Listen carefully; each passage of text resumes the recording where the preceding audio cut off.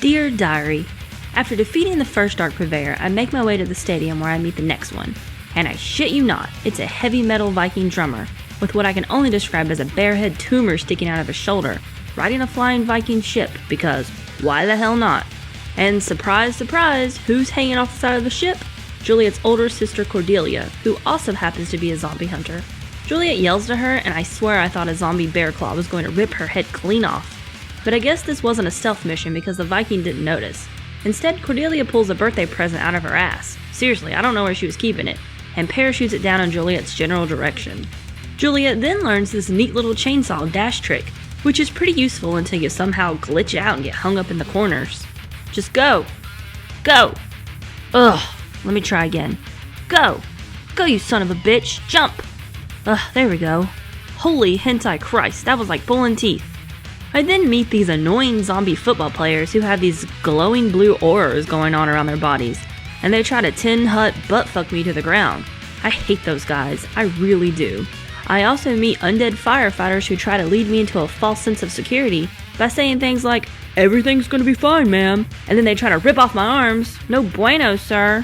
The last stop on the horror train is this room where legless baseball players crawl towards me, scratching at my legs.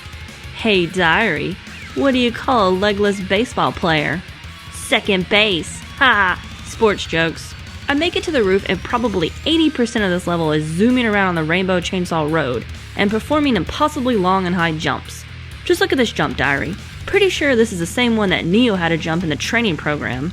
Eventually, I find the present Cordelia gave me, and for a zombie hunter, her aim is incredibly off. It took me a goddamn half hour to get over here. Luckily, the present was actually pretty cool, a chainsaw blaster. I guess I could both saw and shoot now. I get to immediately try it out in the middle of the stadium by partaking in a game of zombie baseball. The game is fairly simple. I just had to shoot all approaching zombies while Nick ran around the bases 3 times. Oh yeah, Diary, I forgot to tell you. My black magic spell also gave Nick the ability to attach his head to a temporary body, and with my cheering guidance, is able to move heavy obstructing rubble. I can also use his head as a weapon in a lovely little minigame called the Nick Toss. After winning the baseball game, I head to the Olympic-sized pool where the Viking ship is docked, and come face to face with Cordelia. She meets Nick for the first time, and I think she likes him. Well, she likes the idea of having a head for a boyfriend. I guess Cordelia was tracking the ship for nothing, because instead of actually helping, she decides to just throw me all by my lonesome onto the ship. And I really don't care what you want to call this maneuver, there's no way Juliet would gain that amount of height with Earth's gravity pulling her down. Aboard the ship, I encounter the second Dark Purveyor, Vicky, and of course his attack is lightning. We hornpiped on the ship's deck and I took a couple of slashes, ultimately cutting him in half. Naturally, he became a giant floating head vomiting electricity, but giving zero shits about him or his stupid bear, I ended him. Without Vicky's power, the ship began to go down and we crash landed at the abandoned farm. Juliet is awoken by the sound of a bus almost hitting her, being driven by her little sister Rosalind. Rosalind is by far one of the most irritating characters I've met in this game. She's the equivalent of a 5-year-old who just single-handedly drank 3 liters of Mountain Dew in 15 minutes. She's hyper, she's jumping up and down, she's asking a million questions a minute, and she's driving a bus. I use the term drive loosely as she's just barely not crashing. It seems the main goal of the stage is to save Rosalind from herself. And personally, I'm totally cool with just letting her die, but the game doesn't give me that option. Abandoned Farm is my least favorite stage. The game gets a bit repetitive as I chase down my dumbass sister and fight off farmer zombies who look like Amish scarecrows. That's not how farmers look anymore. Also, missed opportunity with these zombie cows. They didn't react to my chainsaw swipes at all. Things didn't start to get interesting until I sliced a huge psychedelic mushroom in half and took a trip through Nightmare Alley where I had to fight a giant chicken. This occurrence happened to me one more time and became increasingly terrifying as the area progressed.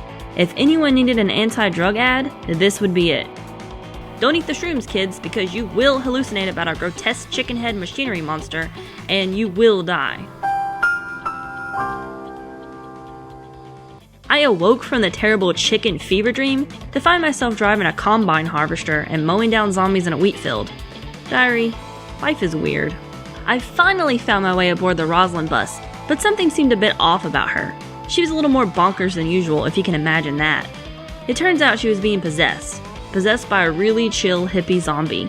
It was probably the trippiest boss fight I've ever fought, sidestepping hippie love bubbles and dodging imaginary harvesters and creepy spider hands.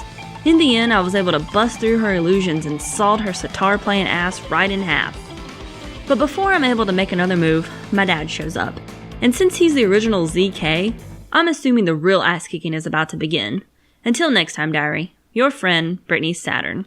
Hello, I'm Johnny Cash.